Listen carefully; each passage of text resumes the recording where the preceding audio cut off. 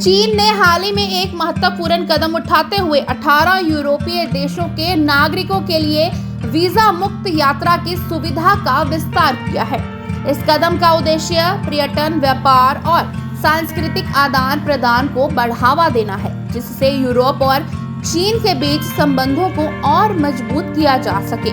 चीन ने वीजा मुक्त यात्रा कार्यक्रम में 18 नए यूरोपीय देशों को जोड़ा है, जिससे इन देशों के नागरिक अब चीन में एक निश्चित अवधि तक बिना वीजे के यात्रा कर सकेंगे।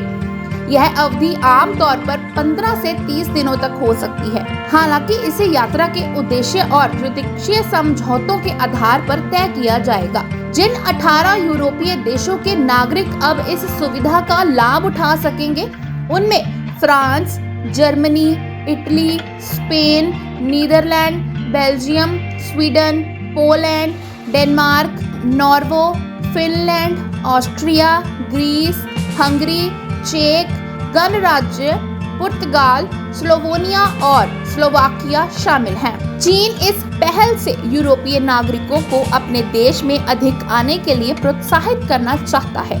यह वीजा मुक्त यात्रा न केवल पर्यटन को बढ़ावा देगी, बल्कि व्यापारिक और सांस्कृतिक संबंधों को भी मजबूत करेगी।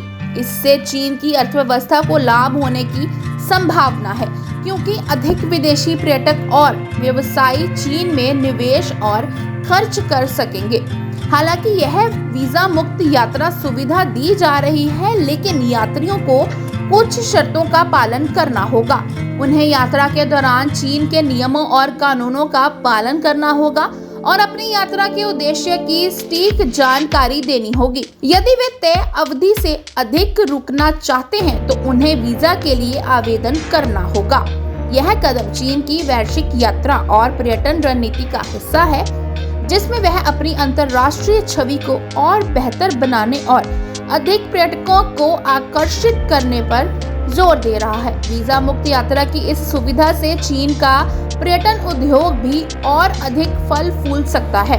इस नीति से चीन और यूरोपीय संघ के बीच व्यापारिक और कूटनीतिक संबंधों में सुधार होने की उम्मीद है। यूरोप के कई देश अब चीन के साथ अपने आर्थिक और सांस्कृतिक आदान प्रदान को बढ़ावा देने के लिए तैयार हैं, और यह नया वीजा कार्यक्रम दोनों पक्षों के लिए फायदेमंद साबित हो सकता है। इस फैसले से यूरोपीय नागरिकों को चीन में बिना किसी वीजा प्रक्रिया की चिंता किए आसानी से यात्रा करने का अवसर मिलेगा। इससे न केवल पर्यटन उद्योग को प्रोत्साहन मिलेगा, बल्कि चीन और यूरोप के बीच द्विपक्षीय सहयोग और समझ भी और मजबूत होगी।